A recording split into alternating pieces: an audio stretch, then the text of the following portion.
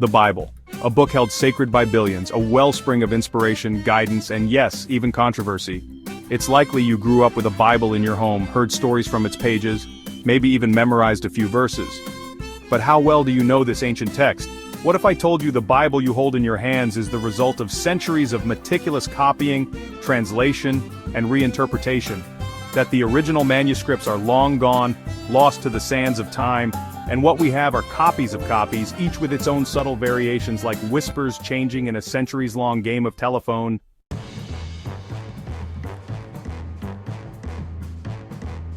It's time to embark on a journey through the Bible, exploring its rich history, its apparent contradictions, and its surprising evolution.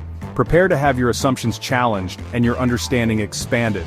Let's start with a fundamental truth. We don't possess the original manuscripts of the Bible. Imagine a message passed from person to person, whispered in hushed tones. By the journey's end, the message is often distorted, key details lost or transformed. Similarly, the Bible has been passed down through countless generations, translated from ancient languages, and reinterpreted within different cultural contexts.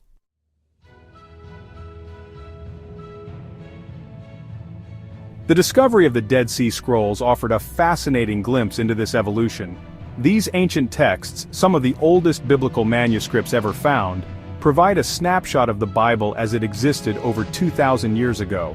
One notable example is the Great Isaiah Scroll, a complete copy of the book of Isaiah that predates any previously known copy by over 1,000 years.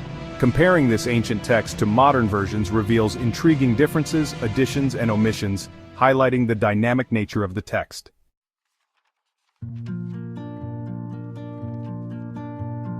But the variations don't stop there. Even within our modern Bibles, discrepancies exist. Consider the Lord's Prayer in Matthew 6:13. In the King James Version, a beloved translation for centuries, it reads, "And lead us not into temptation, but deliver us from evil."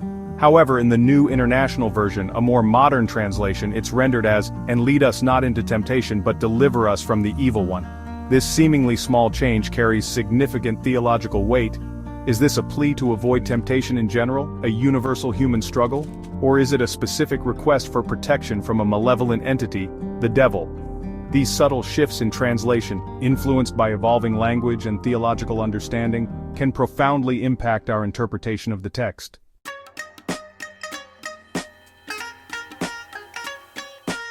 To truly understand the Bible, we must journey back in time, immersing ourselves in the world in which it was written. It's like trying to decipher a text message from someone 2,000 years ago. Ancient cultures held different values, beliefs, and practices. Slavery, for example, was an accepted part of life in the biblical world, while today it is universally condemned. Understanding this historical and cultural context is crucial to grasping the true meaning of the text and avoiding anachronistic interpretations.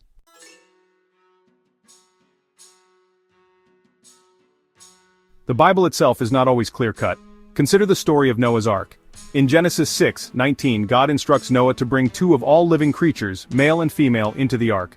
But just a few verses later, in Genesis 7:2, the instruction seemingly changes to 7 pairs of every kind of clean animal, a male and its female, and 1 pair of every kind of unclean animal, a male and its female.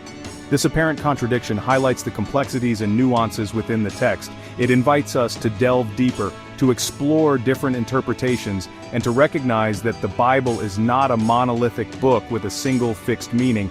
It's a rich tapestry woven from diverse sources, traditions, and perspectives. Before these stories were ever written down, they existed in the realm of oral tradition. Passed down through generations, these narratives were shaped and reshaped by the communities that cherished them. This means the telephone game effect was already at play, introducing variations and nuances even before the first ink touched parchment. Adding another layer of complexity is the process of canonization. Determining which books would be included in the Bible was a long and debated process, with different communities recognizing different books as authoritative.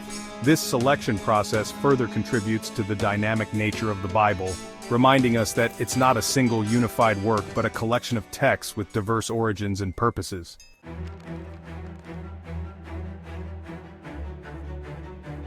Within the Bible we encounter a multitude of literary genres: historical accounts, legal codes, poetry, prophecy, apocalyptic visions, and more.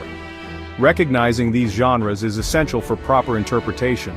For example, reading the Book of Revelation with its vivid imagery and symbolic language as a literal prediction of future events leads to very different conclusions than understanding it as a message of hope and resistance for a persecuted community.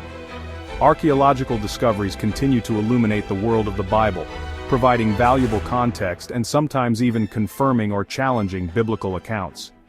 Unearthing ancient cities, inscriptions, and artifacts helps us to better understand the cultures, customs, and beliefs of the people who lived and breathed the stories of the Bible.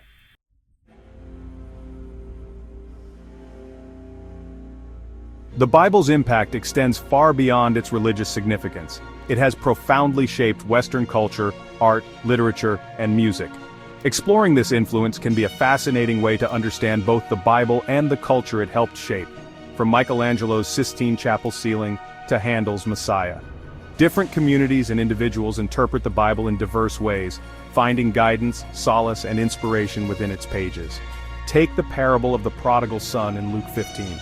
Some might focus on the theme of forgiveness, emphasizing the father's unconditional love for his wayward son. Others might see it as a story about repentance, highlighting the son's journey back to his father and his renewed commitment to his family. Still others might interpret it as an allegory for God's love for humanity.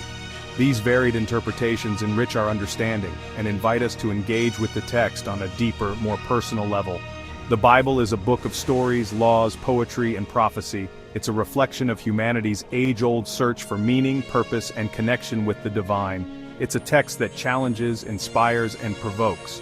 It's a mirror reflecting the complexities of human history, culture, and belief.